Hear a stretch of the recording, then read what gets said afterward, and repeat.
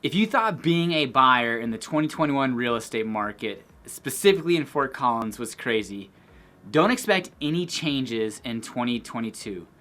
We're coming up to the traditional selling season of real estate here in Northern Colorado. So I thought it would be really interesting to do a two-part series of being a buyer in Fort Collins in 2022, also being a seller. To take, for example, if you were buying a home just a month ago, now as of this video is being shot, you were buying a house for $550,000 and putting 5% down, interest rates were around 3%. If you were somebody with good credit, and just over the last 30 days, interest rates have popped up to 4%. That would be a difference of about $250 per month. So it is crazy for a lot of different reasons. Inventory is still extremely low, multiple offer situation, bidding above list price. So this video is set to help you navigate your way through this crazy market and to set some expectations.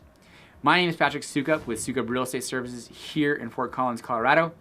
And I am a licensed real estate agent, so if you're looking at buying, selling, or investing, give me a call, text, or email. But without any further delay, let's jump into today's video of buying a house in Fort Collins in 2022, what to expect.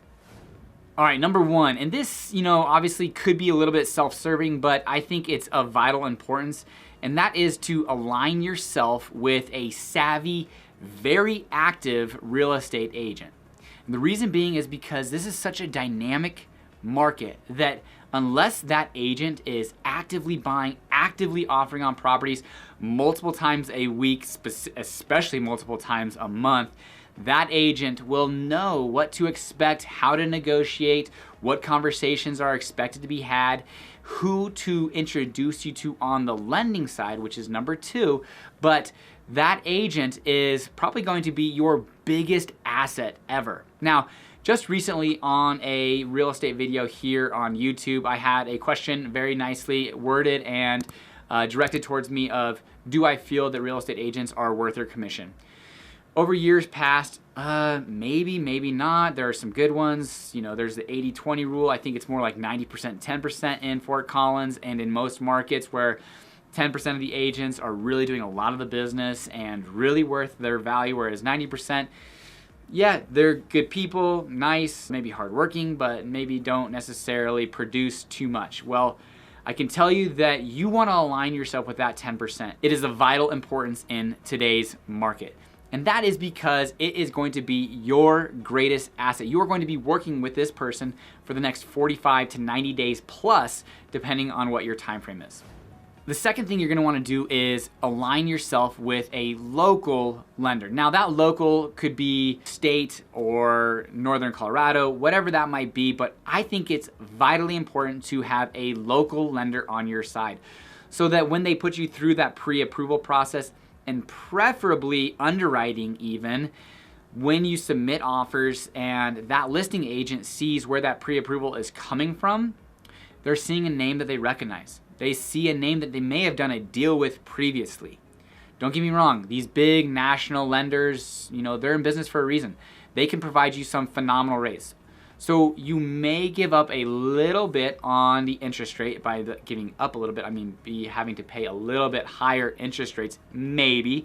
And some of these local lenders can match to a certain extent, but you will have somebody who would be able to call that listing agent, discuss with them your financial viability of being able to perform on buying that house. So I don't think in previous markets, working with a Rocket Mortgage or a Quicken Loans, any big deal, but I do think that in today's market specifically, having a listing agent see a lender, giving a pre-approval, possibly having done a deal with that lender previously, could be the difference between you getting a deal and not getting a deal. Now, when you start the search, I would expect 45 to 90 days minimum.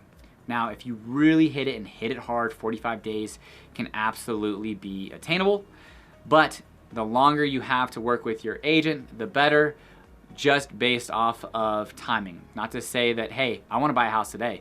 Doesn't mean that you can't get it done. It just means that you guys got to really get going. And what are those 45 to 90 days comprised of? Well, yes, you're gonna go get pre-approved with your lender. That doesn't take too long. Hopefully you can ask them to get you through underwriting, which would be huge if you are actively searching. Ask that lender to push you through underwriting. And then from there, you're going to be looking at houses on a weekly basis. Now, don't expect to offer more than one house a week. And the reason is a lot of these houses are calling for offers by a certain day and deadline. A lot of those are Sunday about 5 o'clock with the seller to review all offers by Monday at noon. So even if you love 2 houses, you're probably going to have to pick one of those 2 houses to make an offer on. And the likelihood of both of those houses being available the following week are pretty slim. So you are going to have 1 house a week to bid on, and I'm averaging 4 to 5 offers per client. And that can be for a lot of different reasons. Sometimes it's price, sometimes it's financing. We just got beat out on an offer on a duplex. We had the right price, but unfortunately there was a cash offer that the sellers just really felt comfortable going with. Can't necessarily compete with that unless we wanted to increase our price, provide a bigger appraisal gap, and allow that seller to feel comfortable going with a financed offer. But so expect 4 to 5 offers per week, and that doesn't mean that every week there's gonna be a house on the market that you wanna offer on. So you're gonna find that kind of buffer.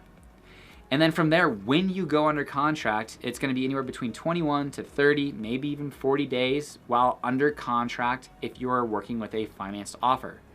And a lot of these offers are the sellers are requesting a post-occupancy, generally free, between 15 to 45 days after you close. So that 45 to 90 days can really add up pretty quickly, pretty easily. So if you are either starting a job, wanting to get into a home before school starts or as soon as school gets out, or your lease ends at a certain date, reverse engineering, I would say 45 to 90 days comfortably, if not a little bit longer, but understanding if you find that house that fits your needs, possibly jumping on it a little bit sooner. Some risks of waiting. Not to say that waiting is not the right thing to do, but risks of interest rates, increased prices when we are seeing double-digit appreciation annually. And I'm not necessarily seeing that going to change this year. In my market predictions video, I did suggest about a 7% appreciation. I hope that holds true. I'd love it to be a little bit less even, but I don't necessarily think that's going to be the case even after only being in the market for 1 month. It's still these crazy demand. Maybe it's just gonna be Q1 because these interest rates are gonna pop up and hopefully stabilize. But that all being said, expect 45 to 90 days as far as a timeline when looking and wanting to buy a house. Now, when you start offering on homes, expect to pay list or even above list. Most homes are going for above list price, especially the turnkey ready homes.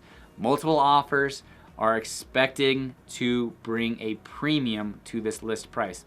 So even though the list price might be, let's just say $550,000, that listing agent, depending on what strategy they use to price the home, doesn't necessarily hold true depending on what type of activity they get. Now, if you get past that first week, even that second week of that home sitting on the market, yes, it is a possibility that the homes will go for under list price.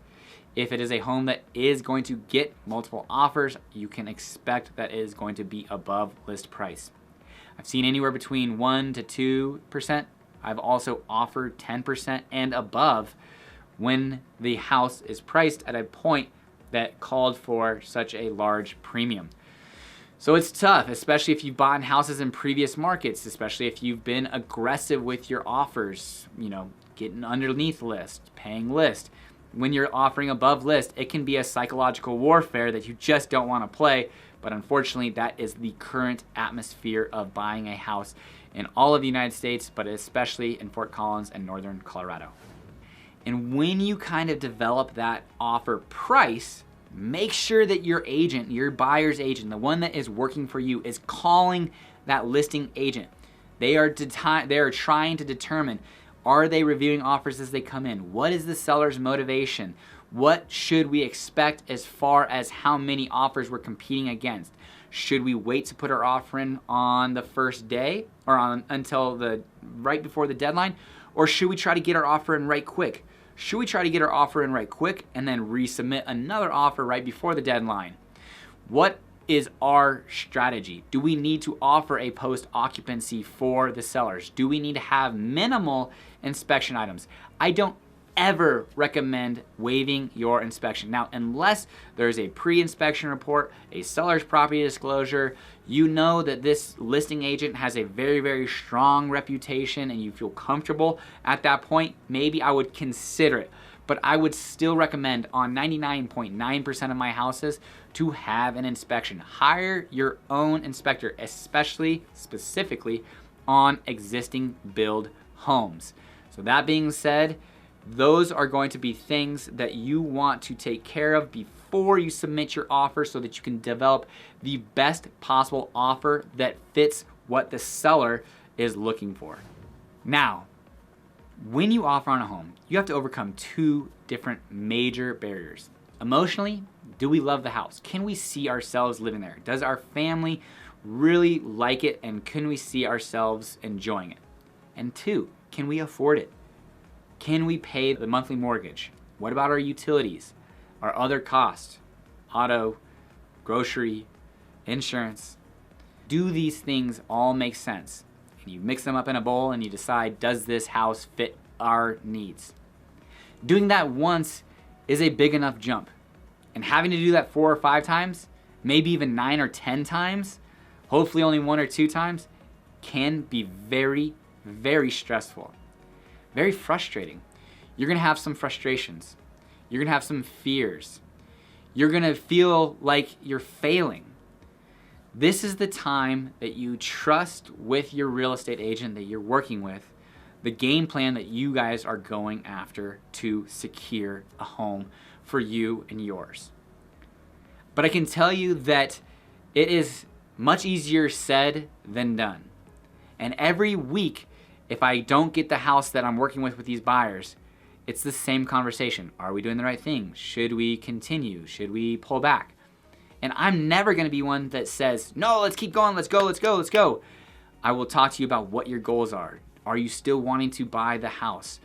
Has something changed dynamically, or has something changed big enough to where instead of buying, you're wanting to rent or move to a different location, or anything that has really actually shifted your goals?